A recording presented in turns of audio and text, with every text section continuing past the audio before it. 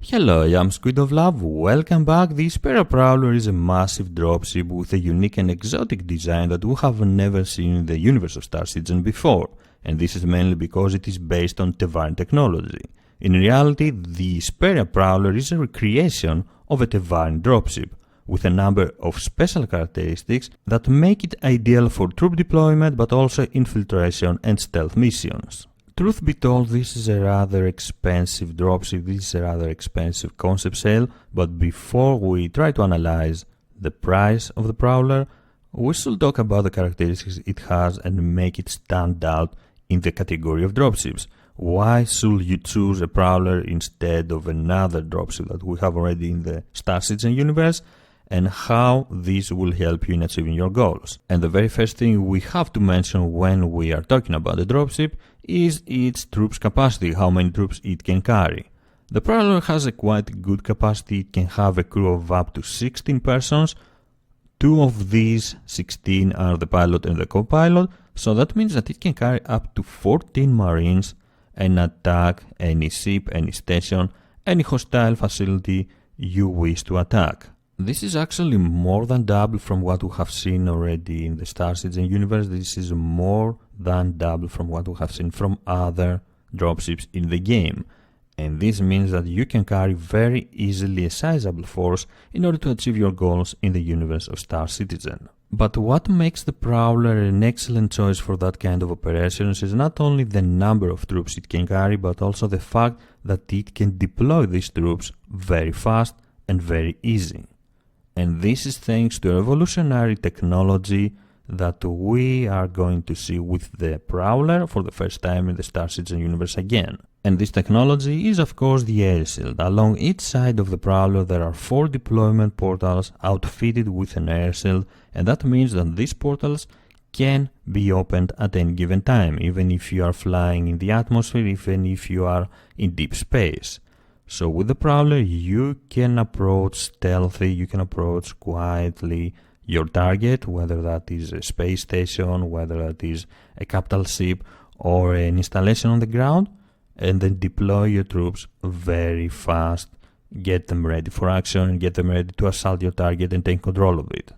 By looking at the design of these air shields on the deployment portals on each side of the Prowler, there is of course the risk of losing power, losing your main power, and that way losing your air shields. That will be catastrophic for your troops, but for your ship as well. To avoid something like this happening, each one of these air shields has its own dedicated power supply, so they will stay online no matter what will happen. They will stay online even if you lose your main power. Like we have said at the beginning, the goal of the Prowler is to approach stealth its target, deploy its troops and try to take control of it, or at least deal as much damage as possible. To achieve this, the Prowler is equipped with a number of specialized modules like low emission thrusters that reduce the energy signature of the ship and make it very easy for the Prowler to approach its targets without being seen, without being noticed. These low emission thrusters are equipped on the twin nacelle wings that, thanks to their VTOL configuration, can take a number of different positions. They can be horizontal, helping in flight, increasing the maneuverability of the Prowler, increasing its maneuvering capabilities, but they can also act as the landing system of the Prowler. And they can change into vertical position when you want to land and deploy your troops on the ground. From these wings, when you are landing, also come out some blades that may look like a decoration, but in reality provide cover for your troops when you are deploying in a hot zone. The Prowler is also equipped with ground runners, which are basically gravity emitters that create a cushion under the Prowler and allow it to navigate along uneven terrains. It is like hovering above the ground, so it will be very easy to fly very close to the surface and try to approach your target. In that way, try to avoid detection, avoid being scanned, deploy your troops and then get out. The same goes for space action as well. If you manage to approach stealthy a capital ship, for example, you will be able to navigate along its hull, find the best entry point, then deploy your troop and initiate your attacks. It is definitely a very good technology that will help every dropship pilot, every Prowler pilot that can take advantage of the stealth characteristics of this ship and approach its target without being noticed. Things don't always go as planned though, especially in a battlefield with so many unknown variables, so what happens if you are being noticed, if you are scanned? Thankfully the Prowler comes with a good, heavy armor that can withstand a lot of beating, but also comes equipped with a very strong phalanx shield. This might be a quite strong shield, but offers a limited protective phase, so you will have to be very careful how you approach your target, how you approach your enemies, and of course not to be outmaneuvered by your enemies. This will be disastrous. Because of these two characteristics though, the heavy armor and the very good protective phase of the phalanx shield, you can use the Prowler in other operations, not only stealth missions, but also deploying troops in a hot zone or extracting them, trying to get some stranding members of your organization out of a very bad situation. With sufficient support, it will be very easy for a Prowler to get down, get the troops, and get out of the area as fast as possible. In general, the whole idea behind the Prowler, when it is deploying troops on the ground or when it is trying to extract troops, it's like a Black Hawk helicopter. The goal is to go down as fast as possible, deploy your troops through the deployment portals fast, and then get out of the area, get out of danger. Its offensive capabilities are quite impressive as well. It comes with two size 5 hardpoints and one size 6 turret on the upper spine of the hull that can be controlled by either the pilot or the co-pilot and offer full 360 degrees weapon coverage, weapon protection from your enemies. So it doesn't really mean that you are going out there in the Prowler and you cannot defend yourself. You have quite enough firepower to destroy smaller ships and of course deal significant damage to even bigger enemies. But your goal with that kind of ship is not to act like a gunship to try to destroy other fighters, other spaceships, but to get your troops with safety on their destination and get them out of there without any risks.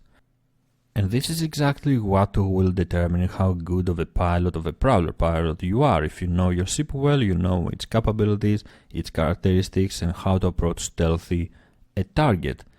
Not trying to create a commotion, not trying to fight other fighters. Your goal is to get in there as fast as possible and get out of there as fast as possible as well. Talking about the pilot and the co-pilot, their cockpit shielding is constructed of calcium composite, which is creating a resilient transparent shielding in that area. Also the cockpit remains sealed while you are operating, while you are flying the Prowler, so you won't have any distraction or something happening to you.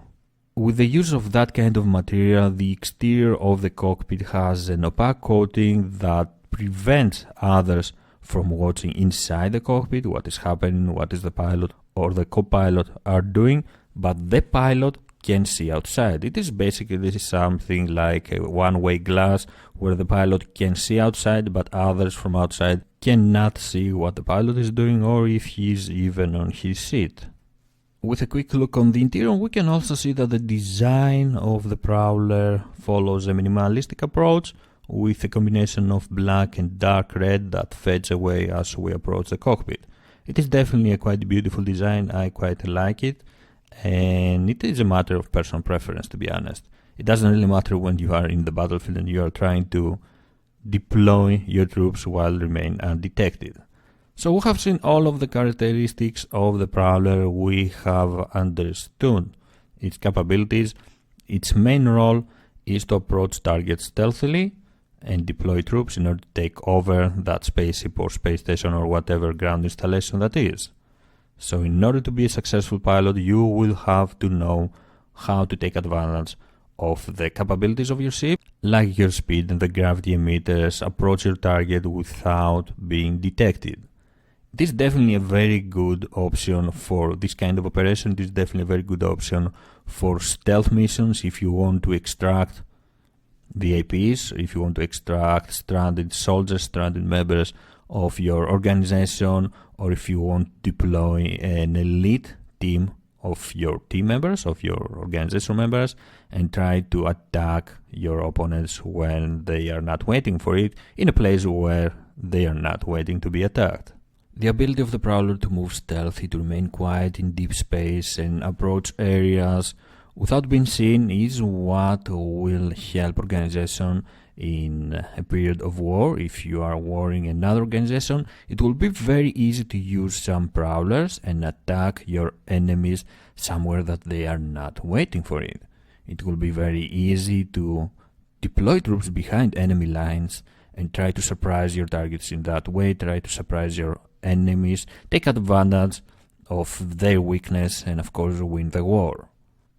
I mentioned at the beginning of this video that this is a quite expensive concept sale for a dropship. The cost is at $425, and of course it comes with lifetime insurance like every other concept sale. But is this dropship, is the Prowler suitable for you?